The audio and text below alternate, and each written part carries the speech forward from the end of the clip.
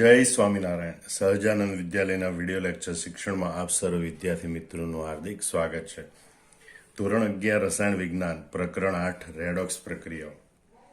આજના લેક્ચરમાં આપણે ઓક્સિડેશન આંક વિશે સમજીશું. ઓક્સિડેશન આંકની જરૂરિયાત શા માટે ઊભી થઈ એ પહેલા આપણે સમજવાનો પ્રયત્ન કરીએ. એક પ્રયોગમાં આપણે જોયું હતું કે ભાઈ copper નાઇટ્રેટના દ્રાવણમાં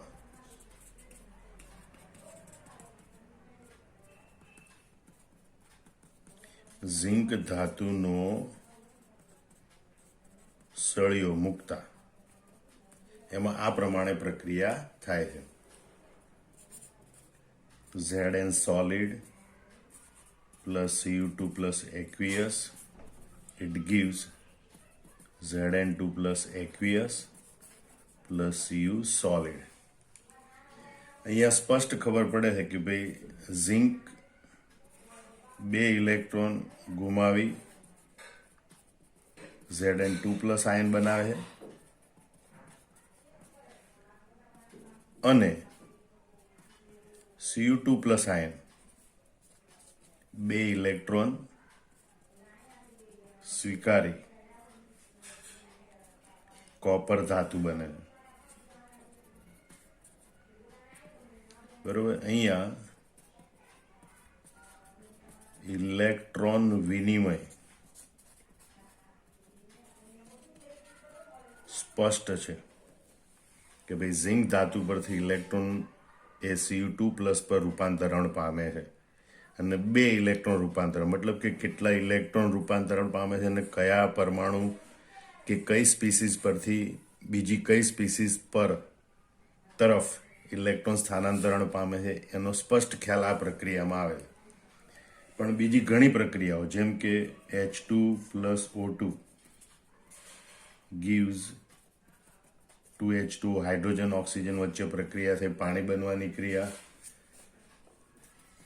CH2 plus 4Cl2 CH4 methane plus 4Cl2 it gives CCl4 plus 4HCl. બરોબર. તો આવી ઘણી પ્રક્રિયાઓમાં ઇલેક્ટ્રોન વિનિમય સ્પષ્ટ હોતો નથી. બરોબર. જેમ કે ઇલેક્ટ્રોન વિનિમય સ્પષ્ટ હોતો નથી એટલે શું કે ભાઈ કેટલા ઇલેક્ટ્રોન સ્થાનાંતરણ પામે છે, કઈ સ્પીસીસમાંથી કયા પરમાણુમાંથી કઈ સ્પીસીસ તરફ એટલે કે કયા પરમાણુ તરફ ઇલેક્ટ્રોન સ્થાનાંતરણ પામે છે એ બહુ સ્પષ્ટ રીતે સમજી શકાતું નથી. બરોબર. એટલે આવી સહસંયોજક સંયોજનની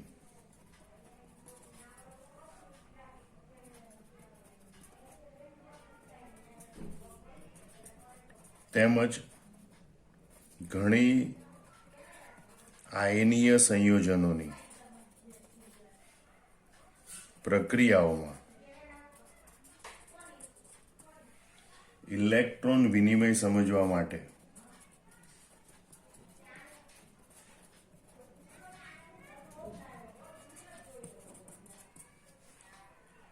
એક વધુ વ્યવહારિક પદ્ધતિ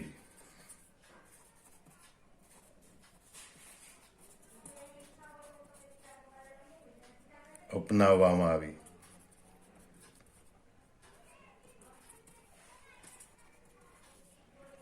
અને તેને ઓક્સિડેશન આંક પદ્ધતિ કહે છે.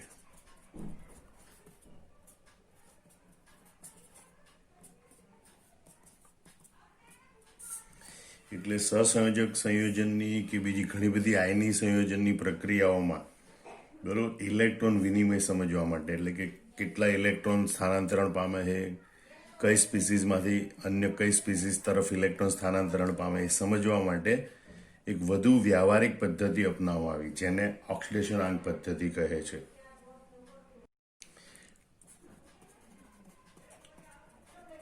આ પદ્ધતિની મુખ્ય સંકલ્પના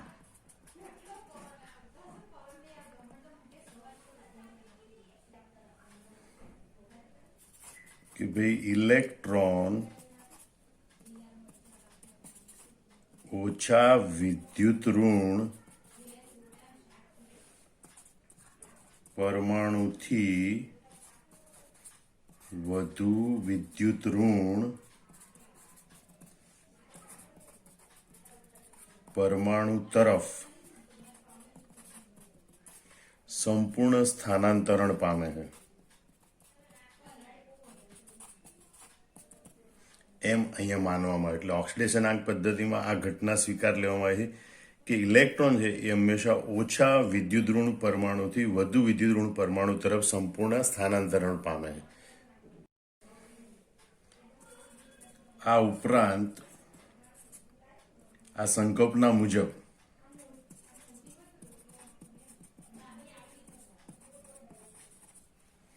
સહસંયોજક બંધના ઇલેક્ટ્રોન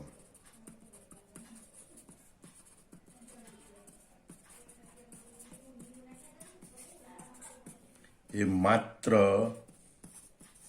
વધુ વિદ્યુત ઋણ પરમાણુના હોય છે.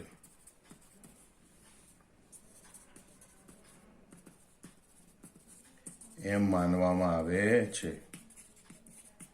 એટલે આ સંકલ્પનાની આ બે અગત્યની બાબત કે ઇલેક્ટ્રોન ઓછા વિદ્યુત ઋણ પરમાણુથી વધુ વિદ્યુત ઋણ પરમાણુ તરફ સંપૂર્ણ સ્થાનાંતરણ પામે છે. એટલે કે આ સંકલ્પના મુજબ સહસંયોજક બંધના ઇલેક્ટ્રોન એ માત્ર વધુ વિદ્યુત ઋણ પરમાણુના હોય છે એમ માનવામાં આવે. દાખલા તરીકે આપણે ઉદાહરણ લઈએ, પાણીનું અણુ લઈએ આપણે, બરાબર. તો ભાગીદારીના ઇલેક્ટ્રોન છે, એમાં એક ઇલેક્ટ્રોન ઓક્સિજનનો, બીજો ઇલેક્ટ્રોન હાઇડ્રોજનનો, એક ઇલેક્ટ્રોન ઓક્સિજનનો, બીજો ઇલેક્ટ્રોન હાઇડ્રોજન. ઓક્સિજનની વિદ્યુત ઋણતા વધારે છે,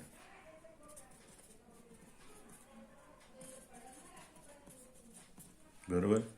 અને તેથી બંને OH બંધના ભાગીદારીના ઇલેક્ટ્રોન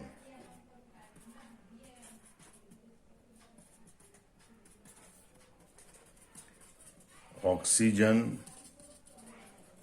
પરમાણુએ મેળવેલા છે તેમ માનવામાં આવે છે. અને તેથી ઓક્સિજન પરમાણુ આ એક અને એક બે ઇલેક્ટ્રોન મેળવે છે. હાઇડ્રોજન, એક હાઇડ્રોજન પરમાણુનો એક ઇલેક્ટ્રોન, બીજા હાઇડ્રોજન પરમાણુનો એક ઇલેક્ટ્રોન. એક તો પોતાનો હતો જ, પણ એક એક ઇલેક્ટ્રોન એને મેળવ્યા, બરોબર. અને ઇલેક્ટ્રોન મેળવે એટલે ઋણ વીજભાર પ્રાપ્ત કરે. એટલે કે ઓક્સિજન પરમાણુ બે ઋણ વીજભાર ધરાવે છે એમ કહેવાય. એટલે કે ઓક્સિજનનો ઓક્સિડેશન આંક -2 છે એમ કહેવાય. જો ઇલેક્ટ્રોન મેળવે તો ઓક્સિડેશન આંક માઇનસ હોય, ઋણ હોય, કારણ કે ઇલેક્ટ્રોન પર ઋણ વીજભાર હોય. હાઇડ્રોજનની વાત કરીએ તો હાઇડ્રોજનની વિદ્યુત ઋણતા ઓછી છે, માટે તેણે પોતાનો ઇલેક્ટ્રોન ઓક્સિજનને સંપૂર્ણપણે આપી દીધેલો છે.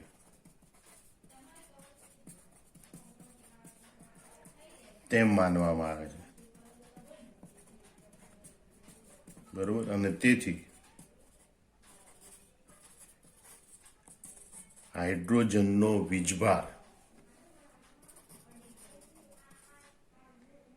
+1 થાય, બરોબર. એટલે કે હાઇડ્રોજનનો ઓક્સિડેશન આંક +1 થાય છે, બરોબર. આમ વિદ્યુત ઋણતાના સંદર્ભમાં પરમાણુએ તેની સાથે જોડાયેલા પરમાણુ પાસેથી મેળવેલા કે ગુમાવેલા ઇલેક્ટ્રોનની સંખ્યા, એને ઓક્સિડેશન આંક કહેવાય. અથવા મેળવેલા કે ગુમાવેલા સાપેક્ષ વીજભારનું પ્રમાણ, બરોબર, એને ઓક્સિડેશન આંક કહેવાય. તો હવે આપણે ઓક્સિડેશન આંકની વ્યાખ્યા જોઈએ. ઓક્સિડેશન આંક એટલે તત્વ કે સંયોજનના અણુ પરમાણુ કે આયને વિદ્યુત ઋણતાના સંદર્ભમાં તેની સાથે જોડાતા પરમાણુઓની સાપેક્ષે પ્રાપ્ત કરેલા વીજભારને ઓક્સિડેશન આંક કહે છે. બરોબર, બીજી ખાલી સંયોજનમાં રહેલા કોઈ પરમાણુની વાત કરવાની હોય, સંયોજન કે બહુ પરમાણુ આયન, તો એમાં પણ એમ કહેવાય કે ભાઈ કોઈ એક પરમાણુ અન્ય કેટલા પરમાણુ સાથે જોડાયેલો છે, એ બધા પરમાણુની સાપેક્ષમાં પ્રાપ્ત કરેલો વીજભાર, બરોબર, અથવા તો મેળવેલા કે ગુમાયેલા ઇલેક્ટ્રોનની સંખ્યા, એને ઓક્સિડેશન આંક કહે છે. બરોબર, જો ઇલેક્ટ્રોન મેળવે તો ઋણ વીજભાર પ્રાપ્ત કરે છે, જો ઇલેક્ટ્રોન ગુમાવે તો ધન વીજભાર પ્રાપ્ત કરે છે. એટલે તત્વ કે સંયોજનના અણુ પરમાણુ કે આયને વિદ્યુત ઋણતાના સંદર્ભમાં તેની સાથે જોડાતા પરમાણુની સાપેક્ષે પ્રાપ્ત કરેલા વીજભારને ઓક્સિડેશન આંક કહે છે. બીજી રીતે આપણે જોઈએ ઓક્સિડેશન આંકની વ્યાખ્યા વધુ સ્પષ્ટ કરવા માટે, તો સંયોજનમાં કે બહુપરમાણુય આયનમાં રહેલા કોઈ પરમાણુનો ઓક્સિડેશન આંક એટલે, બરોબર, તે પરમાણુએ તેની સાથે જોડાયેલા પરમાણુની સાપેક્ષમાં વિદ્યુત ઋણતાના સંદર્ભમાં પ્રાપ્ત કરેલો વીજભાર, બરોબર, એ તેનો ઓક્સિડેશન આંક. દાખલા તરીકે આપણે H2SO4 નું બંધારણ સમજીએ કે ભાઈ સલ્ફર, એની સાથે 4 ઓક્સિજન પરમાણુ જોડાયેલા હોય, એમાં 2 ઓક્સિજન પરમાણુ હોય એ હાઇડ્રોજન સાથે જોડાયેલા હોય, બરોબર. જ્યારે ઓક્સિજન છે એ 2 ઇલેક્ટ્રોન સાથે, બાકીના 2 ઓક્સિજન 2 ઇલેક્ટ્રોન સાથે ભાગીદારી કરેલી હોય.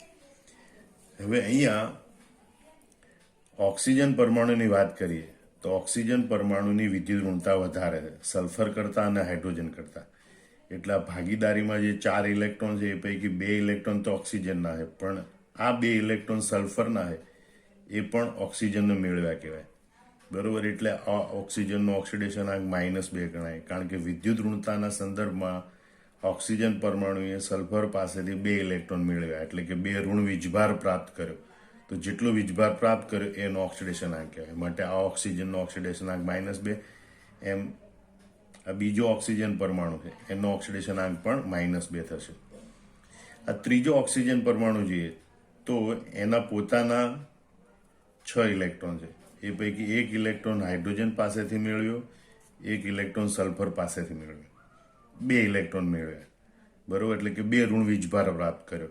વિદ્યુત ઋણતાના સંદર્ભમાં ઓક્સિજનને પ્રાપ્ત કરેલો વીજભાર -2 છે, માટે આ ત્રીજા ઓક્સિજનનો પણ ઓક્સિડેશન આંક -2. ચોથો ઓક્સિજન લઈએ તો એને પણ સલ્ફર પાસેથી 1 ઇલેક્ટ્રોન, ઓક્સિજન પાસેથી 1 ઇલેક્ટ્રોન મેળવ્યો ગણાય, કારણ કે જેની વિદ્યુત ઋણતા વધારે હોય એણે વિદ્યુત ઋણતા ઓછી હોય તેની પાસેથી સંપૂર્ણપણે ઇલેક્ટ્રોન મેળવ્યો છે એમ ગણાય. એટલે ઓક્સિજનની વિદ્યુત ઋણતા વધારે છે એટલે આ એક તો ઓક્સિજન, આ ઇલેક્ટ્રોન તો ઓક્સિજનનો છે, પણ બીજો ઇલેક્ટ્રોન સલ્ફરનો છે એ ઓક્સિજનને મેળવી લીધો એમ ગણાય. આ 1 ઇલેક્ટ્રોન ઓક્સિજનનો છે, બીજો ઇલેક્ટ્રોન હાઇડ્રોજનનો છે, એ ઇલેક્ટ્રોન ઓક્સિજનને મેળવી લીધો એમ ગણાય. એટલે ઓક્સિજનને 2 ઇલેક્ટ્રોન મેળવ્યા, એટલે કે 2 ઋણ વીજભાર પ્રાપ્ત કર્યો વિદ્યુત ઋણતાના સંદર્ભમાં સલ્ફર અને હાઇડ્રોજનની સાપેક્ષમાં. એની સાથે કેટલા પરમાણુ જોડાયેલા છે, બરોબર, તે પરમાણુ તેની સાથે જોડાયેલા પરમાણુની સાપેક્ષમાં. આ પહેલો ઓક્સિજન છે એ ખાલી સલ્ફર સાથે જોડાયેલો, તો સલ્ફરની સાપેક્ષમાં 2 ઇલેક્ટ્રોન મેળવ્યા. આ ત્રીજો ઓક્સિજન છે એણે 1 સલ્ફર પાસેથી 1 હાઇડ્રોજન પાસેથી, કારણ કે એની સાથે સલ્ફર અને હાઇડ્રોજન બંને જોડાયેલા છે, તો એમની પાસેથી 1 ઇલેક્ટ્રોન મેળવ્યા. આમ ચારેય ઓક્સિજન પરમાણુ છે એનો ઓક્સિડેશન આંક -2, -2, -2, -2 છે, બરોબર. હવે તમે જો હાઇડ્રોજન પરમાણુ એક ઇલેક્ટ્રોન ગુમાવે તો ધન વીજભાર પ્રાપ્ત કરે, એટલે હાઇડ્રોજન +1 ધન વીજભાર પ્રાપ્ત કરે, બરોબર. એટલે બંને હાઇડ્રોજન પરમાણુનો ઓક્સિડેશનાંક +1 ગણાય. હવે આપણે સલ્ફરની વાત કરીએ તો સલ્ફરે 2 ઓક્સિજન આપણે નંબર આપ્યા, એ પહેલો ઓક્સિજન, બીજો ઓક્સિજન, ત્રીજો ઓક્સિજન, ચોથો ઓક્સિજન. તો સલ્ફરે પહેલા ઓક્સિજનને 2 ઇલેક્ટ્રોન આપી દીધા, બીજા ઓક્સિજનને 2 ઇલેક્ટ્રોન આપી દીધા, ત્રીજા ઓક્સિજનને 1 અને ચોથા ઓક્સિજનને 1, એમ કુલ 6 ઇલેક્ટ્રોન આપ્યા. સલ્ફર પરમાણુ 6 ઇલેક્ટ્રોન ગુમાવે છે, બરોબર, એટલે કે આપી દીધા છે. એમ માનીએ તો સલ્ફર પરમાણુ પર 6 ઇલેક્ટ્રોન ગુમાવે તો +6 ધન વીજભાર આવે, બરોબર. માટે સલ્ફરનો ઓક્સિડેશનાંક +6 ગણાય. એટલે આખી ઓક્સિડેશન આંકની સંકલ્પના તમે સમજો. ફરીથી એકવાર વ્યાખ્યા સમજો અને એની મદદથી આ સમજવાનો પ્રયત્ન કરો. સંયોજનમાં કે બહુપરમાણુય આયનમાં, આ સંયોજન છે, એમાં રહેલા પરમાણુએ કોઈ એક પરમાણુનો ઓક્સિડેશન આપણે નક્કી કરવો છે, બરોબર. તો એ પરમાણુ સાથે જોડાયેલા જેટલા બી પરમાણુ હોય એની સાપેક્ષમાં વિદ્યુત ઋણતાના સંદર્ભમાં પ્રાપ્ત કરેલો વીજભાર, બરોબર, એ તેનો ઓક્સિડેશનાંક કહેવાય. સલ્ફર પરમાણુ સાથે 4 ઓક્સિજન જોડાયેલા છે અને 4 ઓક્સિજનને મળીને કુલ 6 ઇલેક્ટ્રોન આપે છે, બરોબર. એનો મતલબ કે ઇલેક્ટ્રોનનું દાન કરવાથી +6 વીજભાર પ્રાપ્ત કરે છે અને માટે સલ્ફરનો ઓક્સિડેશનાંક +6 કહેવાય. એટલે કોઈ પણ પરમાણુનો ઓક્સિડેશન આંક એટલે તે પરમાણુએ તેની સાથે જોડાયેલા પરમાણુઓની સાપેક્ષમાં વિદ્યુત ઋણતાના સંદર્ભમાં પ્રાપ્ત કરેલો વીજભાર. આ રીતે વારંવાર સંયોજનોના બહુપરમાણુય આયનોના બંધારણ દોરી અને પછી ઓક્સિડેશનાંક નક્કી કરવો એ ઘણું મુશ્કેલ હોય છે. તો ઓક્સિડેશનાંક સરળતાથી નક્કી કરી શકાય એ માટે કેટલાક નિયમો બનાવ્યા. એ નિયમો આપણે જો યાદ રાખી લઈએ તો ઓક્સિડેશનાંક સરળતાથી યાદ રહી જાય અથવા તો સરળતાથી શોધી શકાય, બરોબર. તો એ માટે હવે આપણે ઓક્સિડેશનાંક નક્કી કરવાના નિયમો જોઈએ. પહેલો નિયમ છે, કોઈ એક જ તત્વના મુક્ત અવસ્થામાં રહેલા પરમાણુ કે અણુનો ઓક્સિડેશન આંક હંમેશા 0 ગણવામાં આવે છે.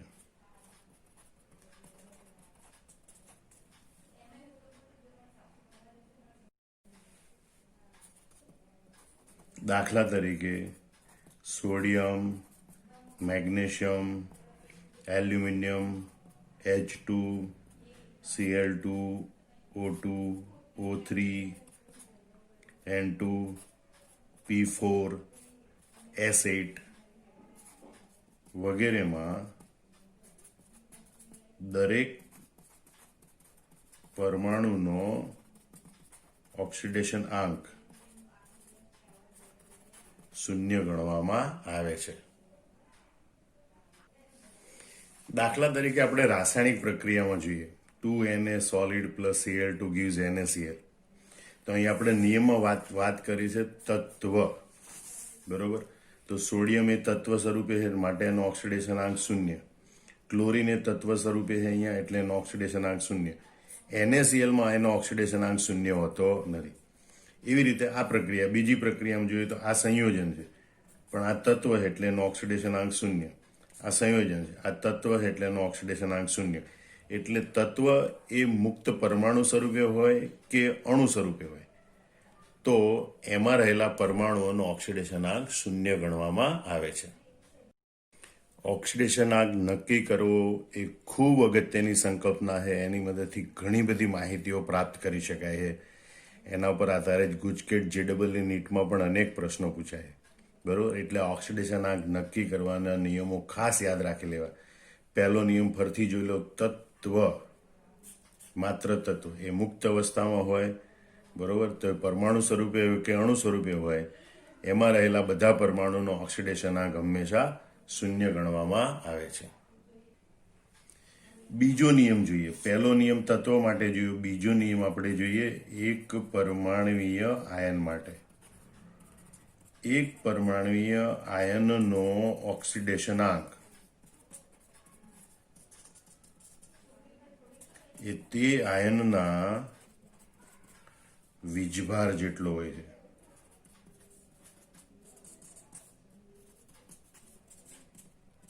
બરોબર. તેવા એક પરમાણુ આયનોના ઉદાહરણ જોઈએ. દાખલા તરીકે F- માં F નો ઓક્સિડેશનાંક બરાબર -1, કારણ કે એનો વીજભાર -1 છે.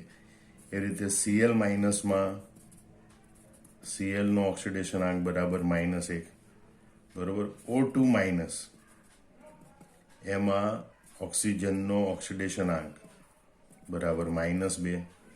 એવી રીતે આપણે લઈએ ભાઈ Na+, એમાં એનો ઓક્સિડેશનાંક સોડિયમનો ઓક્સિડેશનાંક +1 હોય, બરોબર. Ca2+, તો એનો ઓક્સિડેશનાંક +2. આ બધા એક જ પરમાણુના બનેલા આ ઋણાયન, આ ધન આયન છે, બરોબર. Al3+, તો એનો ઓક્સિડેશનાંક +3 હોય છે, બરોબર. P3- ફોસ્ફેટ આયન, તેમાં ફોસ્ફરસનો ઓક્સિડેશનાંક -3 હોય છે. તો આ રીતે એક પરમાણુએ ધન આયન કે ઋણ આયન હોય, બરોબર, તો એનો ઓક્સિડેશનાંક એ એના વીજભાર બરાબર હોય છે, એની સંયોજકતા બરાબર હોય છે. જેમ કે આપણે એક જાણીતી પ્રક્રિયા છે Zn solid + Cu2 + gives Zn2 + Cu. એમાં તમે જુઓ ઝિંક અને કોપર એ અહીંયા તત્વ સ્વરૂપે, એટલે એનો ઓક્સિડેશનાંક 0, બરોબર. જ્યારે Cu2+ અને Zn2+ એ એક પરમાણુ આયન છે. શું છે? એક પરમાણુ આયન. તો એક પરમાણુ આયન હોય એનો ઓક્સિડેશનાંક એના વીજભાર બરાબર હોય. તો Cu2+ એ આયનમાં કોપરનો ઓક્સિડેશનાંક +2, Zn2+ એમાં ઝિંકનો ઓક્સિડેશનાંક પણ +2 હોય. આમ એક પરમાણુ આયન હોય તેનો ઓક્સિડેશનાંક એ આયનની સંયોજકતા અથવા તો એ આયનના વીજભાર બરાબર હોય છે. ત્રીજો નિયમ સ્પેશિયલ ખાસ ઓક્સિજન માટે જોઈએ. પહેલો નિયમ કોનો હતો? તત્વનો. તત્વના બધાના ઓક્સિડેશનાંક 0 હોય. બીજો નિયમ કોનો હતો? એક પરમાણુ આયનનો. ત્રીજો નિયમ આપણે જોઈએ ઓક્સિજનનો. તો મોટા ભાગના સંયોજનોમાં ઓક્સિજનનો ઓક્સિડેશનાંક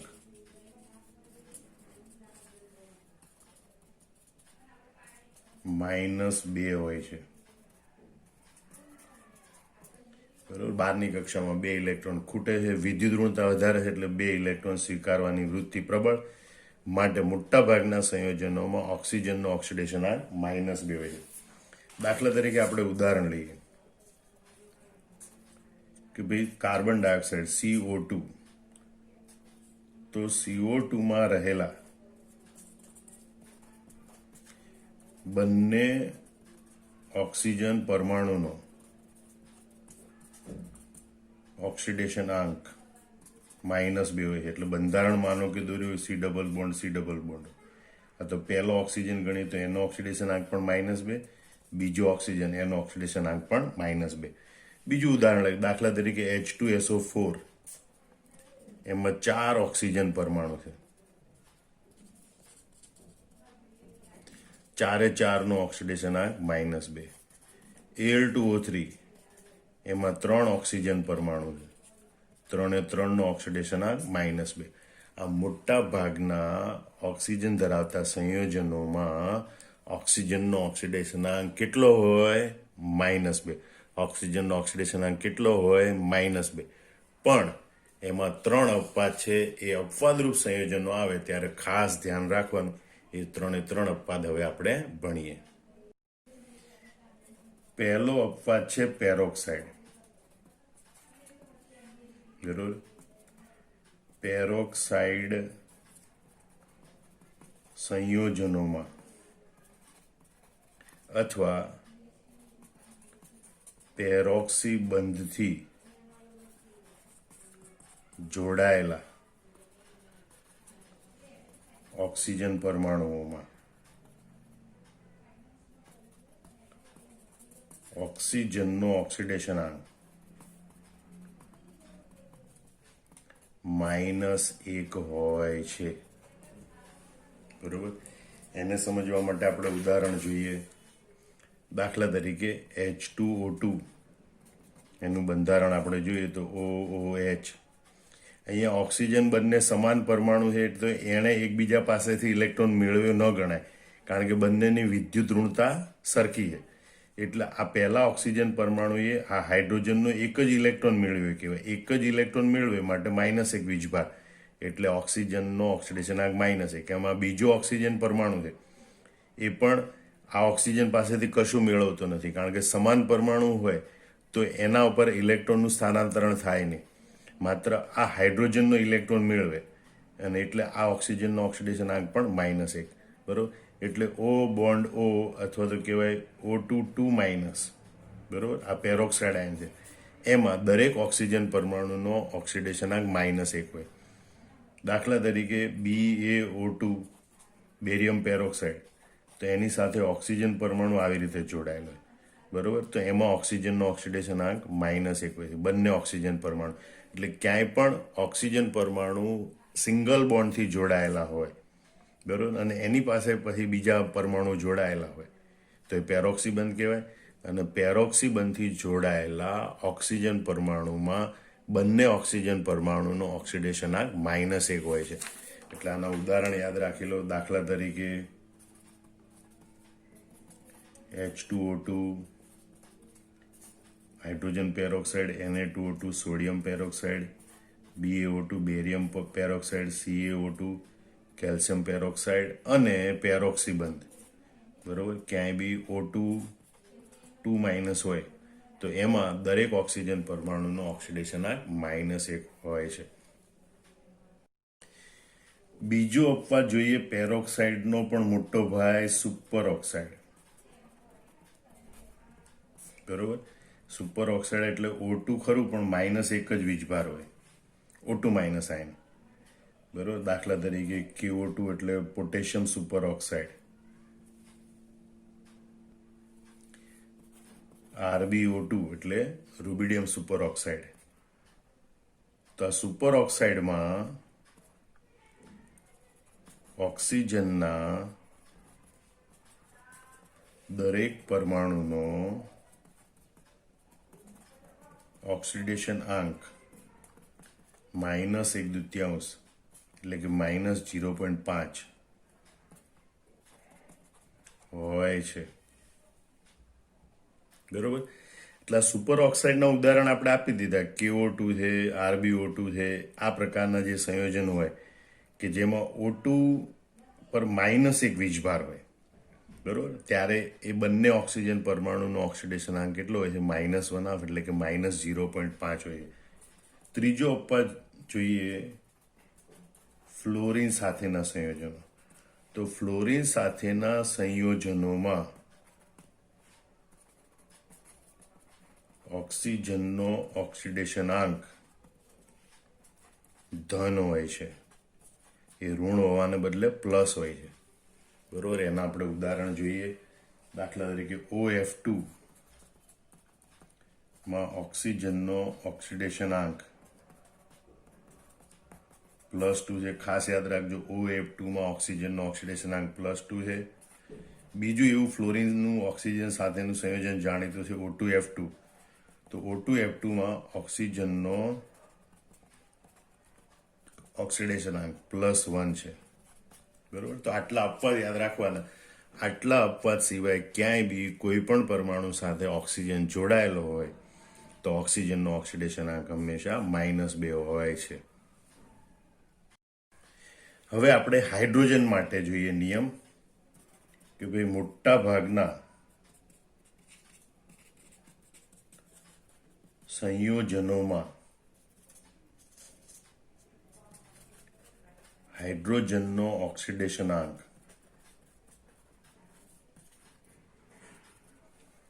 +1 હોય છે. યાદ કરી લો તો મોટાભાગના સંયોજનોમાં ઓક્સિજનનો ઓક્સિડેશન આંક કેટલો હોય? -2. તો મોટાભાગના સંયોજનોમાં હાઇડ્રોજનનો ઓક્સિડેશન આંક કેટલો હોય? +1. એમાં પણ એક અપવાદ છે. જ્યારે હાઇડ્રોજન ધાતુઓ સાથે જોડાય, જ્યારે હાઇડ્રોજન ધાતુઓ સાથે જોડાઈને હાઇડ્રાઇડ બનાવે, ત્યારે તેમાં હાઇડ્રોજનનો ઓક્સિડેશન આંક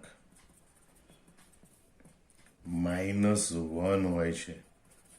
સમજી લેજો બરોબર. આપવા હાઇડ્રોજન છે એ ધાતુઓ સાથે જોડાઈને હાઇડ્રાઇડ બનાવે ત્યારે તેમાં હાઇડ્રોજનનો ઓક્સિડેશન આંક -1 હોય છે. દાખલા તરીકે સોડિયમ હાઇડ્રાઇડમાં હાઇડ્રોજનનો ઓક્સિડેશન આંક -1 છે. એવા અન્ય ઉદાહરણ જોઈએ. KH, CaH2, BaH2, બરોબર, MgH2 magnesium hydride, lithium aluminium hydride, બરોબર. આ બધા સંયોજનોમાં હાઇડ્રોજનનો ઓક્સિડેશન આંક -1 હોય છે. ફરીથી જોઈ લો કે મોટા ભાગના સંયોજનોમાં હાઇડ્રોજનનો ઓક્સિડેશન આંક +1 હોય છે.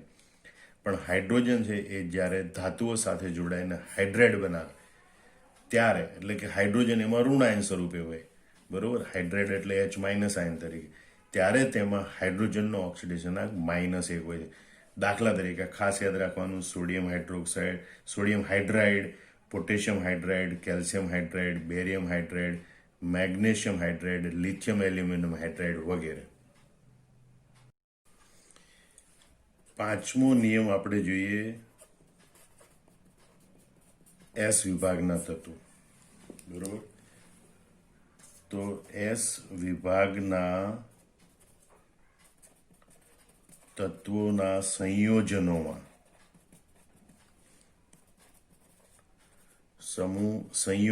ધ્યાન રાખજો, તત્વ નહીં, તત્વનો ઓક્સિડેશન આંક તો 0 હોય, પણ S વિભાગના તત્વોના સંયોજનોમાં સમૂહ 1ના તત્વોનો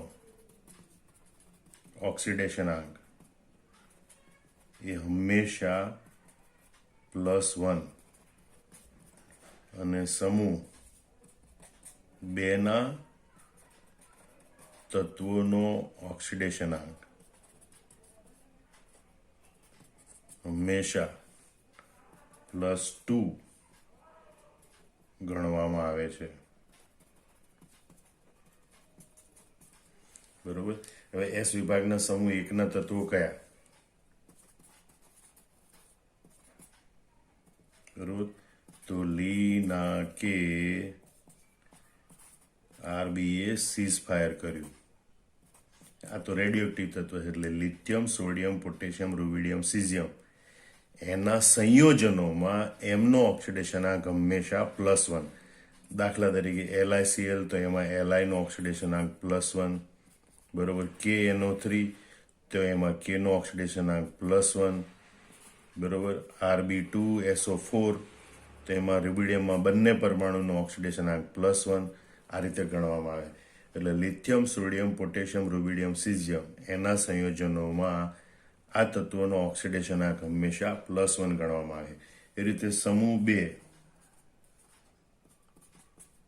બરોબર, 2 મેગી કા સરબારા, અથવા તો બેટા માગે કાર સ્કૂટર 12 હોય, બરોબર. તો એ બધા તત્વો છે એના જે સંયોજનો હોય એમાં એનો ઓક્સિડેશન આંક +2 હોય. આ બધા તત્વોમાં +1 હોય. અહીંયા દાખલા તરીકે MgSO4 આમ લખેલું છે, તો મેગ્નેશિયમનો ઓક્સિડેશન આંક એમાં હંમેશા +2 હોય, બરોબર. SrCO3 સ્ટ્રોન્શિયમ કાર્બોનેટ, તો સ્ટ્રોન્શિયમનો ઓક્સિડેશન આંક હંમેશા +2 હોય. એમ આ તત્વોના સંયોજનોમાં આ તત્વોનો ઓક્સિડેશન આંક હંમેશા +2 હોય. બેરિલિયમ, મેગ્નેશિયમ, કેલ્શિયમ, સ્ટ્રોન્શિયમ, બેરિયમ અને રેડિયમ. જો કે રેડિયમ એ રેડિયોએક્ટિવ તત્વ છે. આમ ફરીથી મગજમાં ગોઠવી લો, S વિભાગના તત્વો હોય, બરોબર, એ પૈકી સમૂહ 1ના તત્વોના સંયોજનો હોય, તેમાં સમૂહ 1ના તત્વોનો ઓક્સિડેશન આંક હંમેશા +2 હોય. સમૂહ 2ના તત્વોના સંયોજનો હોય, તેમાં સમૂહ 2ના તત્વોનો ઓક્સિડેશન આંક હંમેશા +2 હોય છે. હવે આપણે છઠ્ઠો નિયમ જોઈએ હેલોજન તત્વો માટેનો. તો હેલોજન તત્વો પૈકી ફ્લોરિન એની વિદ્યુત ઋણતા સૌથી વધારે, માટે ફ્લોરિનનો ઓક્સિડેશન આંક હંમેશા -1 હોય છે. ફ્લોરિનનો ઓક્સિડેશન આંક હંમેશા -1 હોય છે, બરાબર. જ્યારે અન્ય ક્લોરિન, બ્રોમિન, આયોડિન એ ધાતુ સાથેના હેલાઇડ સંયોજનો તરીકે હોય,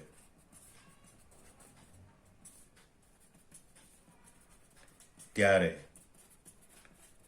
તેમનો ઓક્સિડેશન આંક -1 હોય છે, બરોબર. દાખલા તરીકે સોડિયમ ક્લોરાઇડ, તેમાં ક્લોરિનનો ઓક્સિડેશન આંક -1, બરોબર. AlI3 એલ્યુમિનિયમ આયોડાઇડ, તો ધાતુ સાથે આયોડાઇડ સ્વરૂપે છે, દરેક 3 આયોડિન પરમાણુનો ઓક્સિડેશન આંક -1 હોય છે. CaBr2 કેલ્શિયમ બ્રોમાઇડ, બરોબર. અહીંયા બ્રોમાઇડ તરીકે છે, એટલે બંને બ્રોમાઇડ પરમાણુનો, બંને બ્રોમિન પરમાણુનો ઓક્સિડેશન આંક -1 હોય છે. આમ ધાતુ સાથેના હેલાઇડ સંયોજનો હોય એમાં ક્લોરિન, બ્રોમિન, આયોડિન છે એના દરેક પરમાણુનો ઓક્સિડેશન આંક -1 હોય છે. હવે આપણે જોઈએ કે અપવાદરૂપ ઘટના હેલોજનમાં. તો ક્લોરિન, બ્રોમિન અને આયોડિન, ક્લોરિન, બ્રોમિન અને આયોડિન ઓક્સિજન સાથે જોડાયેલા હોય ત્યારે તેમનો ઓક્સિડેશન આંક ધન હોય છે, બરોબર. અને તેની ગણતરી કરવી પડે. ઉપરોક્ત નિયમો જે આપણે આગળ શીખ્યા 5 નિયમો, એના આધારે એની ગણતરી કરવી પડે. તો આ પ્રકારના સંયોજનો હોય છે એ હેલોજનના ઓક્સો એસિડ અથવા હેલોજનના ઓક્સો ક્ષાર હોય છે. તો હેલોજનના ઓક્સો એસિડ કે ઓક્સો ક્ષાર હોય તો એમાં આપણે હેલોજનના ઓક્સિડેશન આંકની ગણતરી કરવી પડે. ઓક્સો એસિડ દાખલા તરીકે HClO3, HClO4, બરોબર. ઓક્સો ક્ષાર એટલે NaClO3, NaBrO3, NaIO4 વગેરે. તો આ પ્રકારના ઓક્સો એસિડ કે ઓક્સો ક્ષાર હોય તો એમાં આપણે આ હેલોજન છે એના ઓક્સિડેશન આંકની ગણતરી કરવી પડે. એનું આપણે ઉદાહરણ જોઈએ. દાખલા તરીકે ઓક્સો એસિડ છે HClO4. તો અગાઉ જે નિયમો શીખી ગયા એના આધારે હેલોજનના ઓક્સિડેશન આંકની ગણતરી કરવી પડે. આપણે શીખ્યા કે હાઇડ્રોજનનો ઓક્સિડેશન આંક +1 હોય, ઓક્સિજનનો ઓક્સિડેશન આંક -2 હોય. ધારો કે ક્લોરિનનો ઓક્સિડેશન આંક x છે, તો આપણે આ સમીકરણ બનાવી શકીએ કે ભાઈ હાઇડ્રોજનનો ઓક્સિડેશન આંક +1 અને એવો એક પરમાણુ છે. ક્લોરિનનો ઓક્સિડેશન આંક શોધવાનો છે x અને એનો એક પરમાણુ છે, અને ઓક્સિજનનો ઓક્સિડેશન આંક -2 અને એવા 4 પરમાણુ છે. અને આ બધા પરમાણુના ઓક્સિડેશન આંકનો કુલ સરવાળો 0 થાય, કારણ કે આ તટસ્થ અણુ છે, બરોબર. એટલે આપણે આમ ગણી શકીએ 1 + x -8 = 0. 1માંથી 8 જાય તો -7, -7 પેલી બાજુ જાય તો +7, x = +7. એટલે અહીંયા HClO4 પર ક્લોરિક એસિડ એ ક્લોરિનનો ઓક્સો એસિડ છે, અને એ ઓક્સો એસિડમાં ક્લોરિનનો ઓક્સિડેશન આંક +7 હોય છે, બરોબર. આમ ફરીથી આપવાદરૂપ વાત શીખી લો કે ક્લોરિન, બ્રોમિન અને આયોડિન ઓક્સિજન સાથે જોડાયેલા હોય ત્યારે તેમનો ઓક્સિડેશન આંક એ હંમેશા ધન હોય છે, અને એની ગણતરી કરવી પડે, બરોબર. એવું ખાસ કરીને ઓક્સો એસિડ અને ઓક્સો ક્ષારમાં જોવા મળે છે. 7મો નિયમ જોઈએ આપણે સંયોજન માટે, બરોબર. તો યાદ રાખજો કે સંયોજનમાં રહેલા બધા પરમાણુઓના ઓક્સિડેશન આંકનો બૈજિક સરવાળો હંમેશા શૂન્ય હોય છે. બરોબર, યાદ રાખજો, સંયોજનમાં રહેલા બધા પરમાણુના ઓક્સિડેશન આંકનો સરવાળો હંમેશા શૂન્ય હોય. દાખલા તરીકે આપણે લઈએ ભાઈ સોડિયમ ક્લોરાઇડ એક સંયોજન છે. આપણે હમણાં અગાઉ નિયમ શીખી ગયા, સોડિયમ એ સમૂહ એકનું તત્વ છે, એનો ઓક્સિડેશન આંક હંમેશા +1 હોય. ક્લોરીન અહીંયા ક્લોરાઇડ સ્વરૂપે એનો ઓક્સિડેશન આંક -1 હોય. તો અહીંયા Na નો ઓક્સિડેશન આંક વત્તા ક્લોરીનનો ઓક્સિડેશન આંક બરાબર +1 વત્તા -1 ઇઝ ઇક્વલ ટુ 0. આમ સંયોજન છે એનો ઓક્સિડેશન આંક શૂન્ય છે.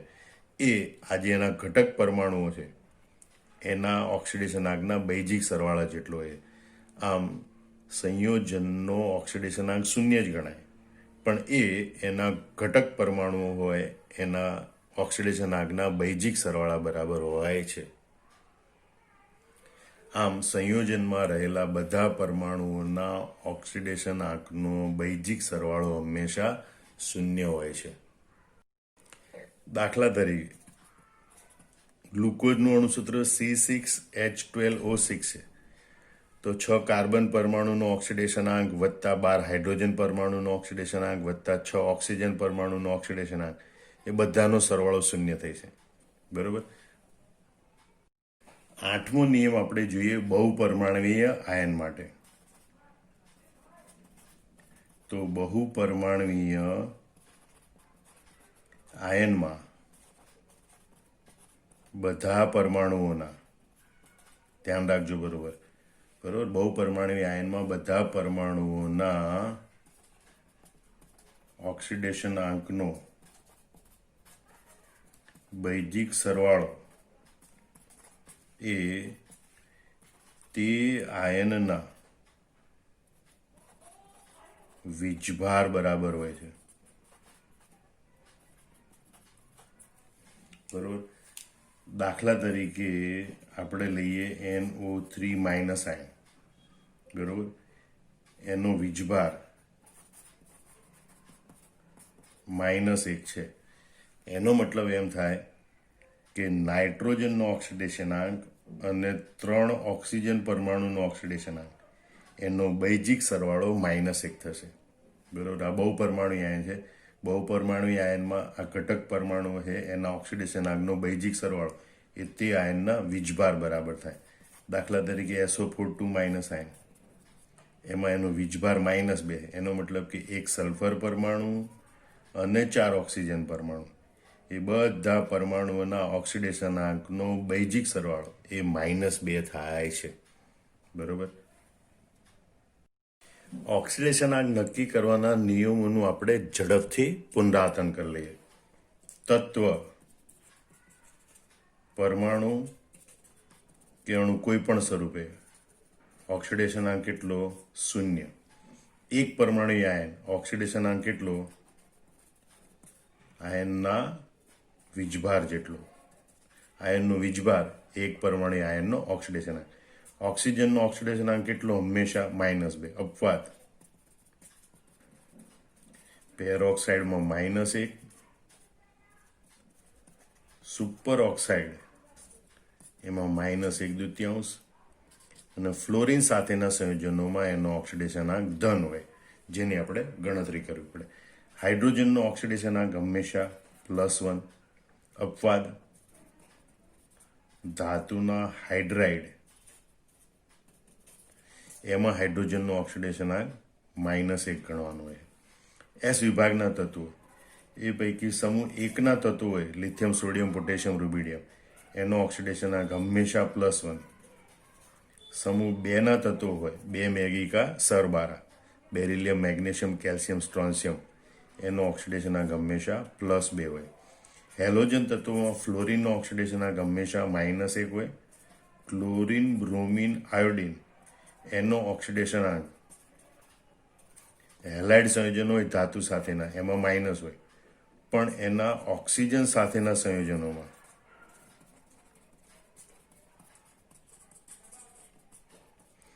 ઓક્સિડેશનાંક ધન હોય, ક્લોરીન, બ્રોમિન, આયોડિન, અને એની ગણતરી કરવી પડે. સંયોજનમાં જોઈએ તો બધા પરમાણુઓના ઓક્સિડેશનાંકનો બૈજિક સરવાળો એ શૂન્ય હોય.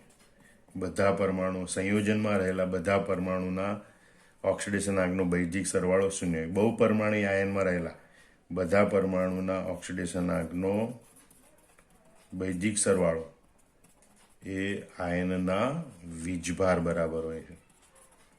બરોબર, એ તે બહુપરમાણું આયનના વીજભાર બરાબર હોય છે. તો આમાં ઓક્સિડેશનાંકના નિયમો બરોબર યાદ રાખી લેવાના અને એની મદદથી ઓક્સિડેશનાંકની ગણતરી કરવા શીખવાનું. હવે આપણે કેટલાક ઓક્સિડેશનાંક ગણતરી કરવાની પ્રેક્ટિસ કરીએ. BaNO2માં નાઇટ્રોજનનો ઓક્સિડેશનાંક શોધવાનો કે બરોબર. તો આપણે જોઈએ કે બેરિયમ એ સમૂહ 2 નું તત્વ છે એટલે એનો ઓક્સિડેશનાંક હંમેશા +2 હોય. નાઇટ્રોજનનો ઓક્સિડેશનાંક આપણે શોધવાનો છે, ધારો કે X છે, અને ઓક્સિજનનો ઓક્સિડેશનાંક બરોબર એ હંમેશા -2 હોય. અને સંયોજન એનો ઓક્સિડેશનાંક 0 હોય એટલે કે આ બધા તત્વોના ઓક્સિડેશનાંકનો બૈજિક સરવાળો 0 હોય. હવે એને ધ્યાનમાં રાખીને આપણે ગણતરી કરીએ. 1 બેરિયમનો ઓક્સિડેશનાંક વત્તા 1 નાઇટ્રોજનનો ઓક્સિડેશનાંક વત્તા 2 ઓક્સિજનનો ઓક્સિડેશનાંક બરાબર 0. એટલે કે 1 +2 + 1 X + 2 -2 ઇઝ ઇક્વલ ટુ 0. એટલે 2 + X - 4 ઇઝ ઇક્વલ ટુ 0. 2માંથી 4 જાય તો -2 પેલી બાજુ જાય તો +2 એટલે X ઇઝ ઇક્વલ ટુ +2. આમ BaNO2માં નાઇટ્રોજનનો ઓક્સિડેશન આંક +2 છે એમ કહેવાય. બીજું આપણે જોઈએ H2CO3 કાર્બોનિક એસિડ બરોબર. H2CO3માં કાર્બનનો ઓક્સિડેશનાંક તો આપણે ઝડપથી જોઈ લઈએ કે હાઇડ્રોજનનો ઓક્સિડેશનાંક +1 ગણવાનો હોય, ઓક્સિજનનો ઓક્સિડેશનાંક માઇનસ ગણવાનો હોય, અને સંયોજન આ સમગ્ર સંયોજનનો ઓક્સિડેશનાંક 0 હોય. એટલે આપણે ઝડપથી હવે ગણતરી 2 હાઇડ્રોજનનો ઓક્સિડેશનાંક વત્તા 1 કાર્બનનો ઓક્સિડેશનાંક વત્તા 3 ઓક્સિજનનો ઓક્સિડેશનાંક બરાબર 0 બરોબર. માટે 2 હાઇડ્રોજનનો ઓક્સિડેશનાંક +1 પ્લસ કાર્બનનો ઓક્સિડેશન આપણે X લઈએ અને ઓક્સિજનનો ઓક્સિડેશનાંક -2 અને બધા પરમાણુના ઓક્સિડેશનાંકનો બૈજિક સરવાળો 0. એટલે કે 2 + X - 6 ઇઝ ઇક્વલ ટુ 0. 2માંથી 6 જાય તો -4 અને -4 પેલી બાજુ જાય તો +4. X ઇઝ ઇક્વલ ટુ +4 બરોબર. આમ કાર્બનનો ઓક્સિડેશનાંક આ સંયોજનમાં +4 હોય છે બરોબર. આ રીતે ગણતરી કરી શકાય. ત્રીજું ઉદાહરણ લઈએ આપણે NaH2PO4 સોડિયમ ડાયહાઇડ્રોજન ફોસ્ફેટ બરોબર. તેમાં આપણે ઝડપથી સોડિયમ એ સમૂહ 1 નું તત્વ, સમૂહ 1ના તત્વનો ઓક્સિડેશનાંક હંમેશા +1 હોય. હાઇડ્રોજનનો ઓક્સિડેશનાંક +1 હોય. ફોસ્ફરસનો ઓક્સિડેશનાંક આપણે શોધવાનો છે X અને ઓક્સિજનનો ઓક્સિડેશનાંક -2 હોય બરોબર. તો આપણે આ પ્રમાણે ગણતરી કરી. 1 સોડિયમનો ઓક્સિડેશનાંક, 2 હાઇડ્રોજનનો ઓક્સિડેશનાંક, 1 ફોસ્ફરસનો ઓક્સિડેશનાંક વત્તા 4 ઓક્સિજનનો ઓક્સિડેશનાંક, અને બધા પરમાણુના ઓક્સિડેશનાંકનો બૈજિક સરવાળો સંયોજન માટે 0 બરોબર. એટલે 1 +1 plus 2 +1 plus 1 X plus 4 -2 is equal to 0. 1 + 2 + X -8 is equal to 0. 2 ને 1 3, 3માંથી 8 જાય તો -5, -5 પેલી બાજુ જાય તો +5 એટલે X ઇઝ ઇક્વલ ટુ +5. આમ અહીંયા ફોસ્ફરસનો ઓક્સિડેશનાંક +5 છે. એટલે આપણે જો ઓક્સિડેશનાંકના નિયમો યાદ રાખ્યા હોય બરોબર તો આપેલા સંયોજનમાં કે બહુપરમાણુય આયનમાં કોઈ પણ પરમાણુ હોય એના ઓક્સિડેશનાંકની ગણતરી કરી શકીએ છીએ. ચોથું ઉદાહરણ લઈએ આપણે 2 માઇનસ આયન, એમાં ક્રોમિયમનો ઓક્સિડેશનાંક શોધવાનો હોય, બરોબર? તો ક્રોમિયમનો ઓક્સિડેશનાંક શોધવાનો એટલે માનો કે x અને ઓક્સિજનનો ઓક્સિડેશનાંક -2. તો અહીં ક્રોમિયમના 2 પરમાણુ છે એટલે 2 વત્તા ઓક્સિજનના 7 પરમાણુ છે એટલે 7 અને બરાબર બહુપરમાણી આયન હોય તો બધા પરમાણુના ઓક્સિડેશનાંકનો બૈજિક સરવાળો એ તે આયનના વીજભાર બરાબર, આયનનો વીજભાર -2 એટલે ઓક્સિડેશનાંકનો બૈજિક સરવાળો કેટલો થાય? -2. એટલે કે 2x - 14 = -2. -14 પેલી બાદ જાય તો પ્લસ, એટલે 2x = -2 + 14 = +12. 2 છેદમાં જાય માટે x બરાબર +12/2 અને માટે x બરાબર +6. બરોબર? આમ Cr2O7 માં 2 ક્રોમિયમ છે પણ દરેક ક્રોમિયમ પરમાણુનો ઓક્સિડેશન આંક +6 હોય છે. બરોબર? એટલે એકનો 6 +6 અને બીજાનો +6 એમ બંનેનો દરેકનો ઓક્સિડેશન આંક +6 હોય છે. આમ આ રીતે ઓક્સિડેશન આંક નક્કી કરવાના બધા નિયમો બરોબર યાદ રાખી લેવાના અને ઘણા બધા સંયોજનોમાં પરમાણુઓના ઓક્સિડેશન આંકની ગણતરી કરવાની પ્રેક્ટિસ કરવાની. જય સ્વામિનારાયણ.